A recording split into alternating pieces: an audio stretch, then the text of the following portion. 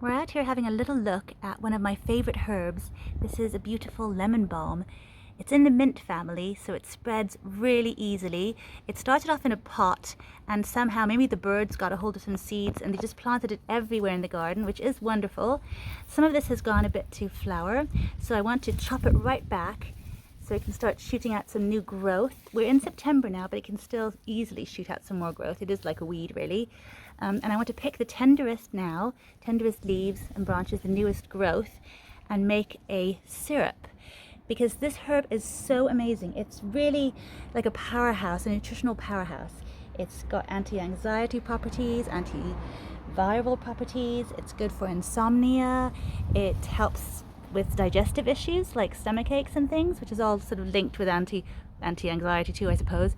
All that sort of thing. So really, really good to use right now when the kids are going back to school as well, and they're sort of being hit by lots of germs and everything, as you do, and all the little bugs going around. So I want to make a nice syrup. We can make some beautiful lemonade too, because we're also in a heat wave and the lemonade is really delicious.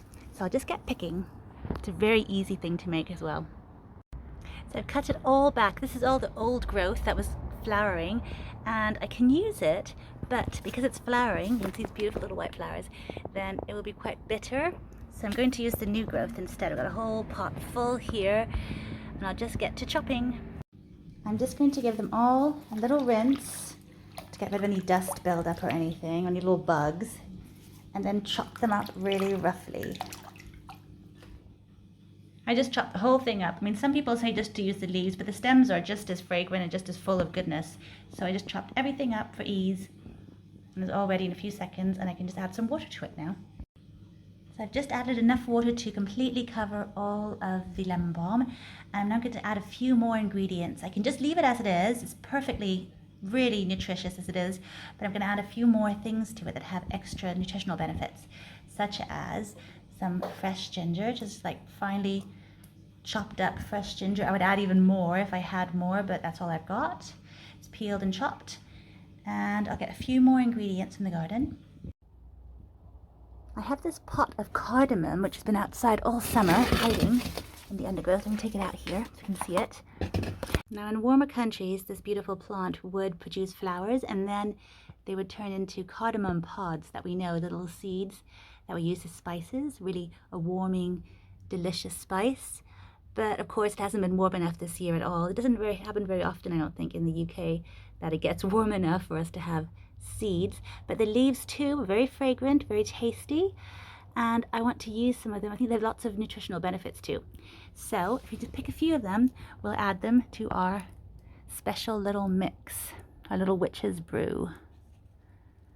Take a few of them. They have like sort of cinnamony flavor. There we go. Get a few of those ones and get them all washed and chopped. So now we've chopped all the cardamom leaves and added them as well, and we're just going to bring this mix to a boil, a gentle boil. I brought it to boil, and now I'm just going to leave it to simmer for about 40 minutes or so. So now that the tea has been simmering for about 40 minutes, I want to add some more lemony goodness. So I've gotten this lemon here, and I'll just chop it into rings and add it. I do wish I had one of my own lemons, but none of them are ripe. They're all still green at the moment. The only lemon that actually was ripe was this beautiful Australian finger lime that had fallen, and it's burst its seams. It's that ripe. There's a little spider there. But yeah, I have to use this beautiful lemon tonight for my salad. It's gorgeous finger lime. I shouldn't say lemon, finger lime. I'll get on with chopping this guy here.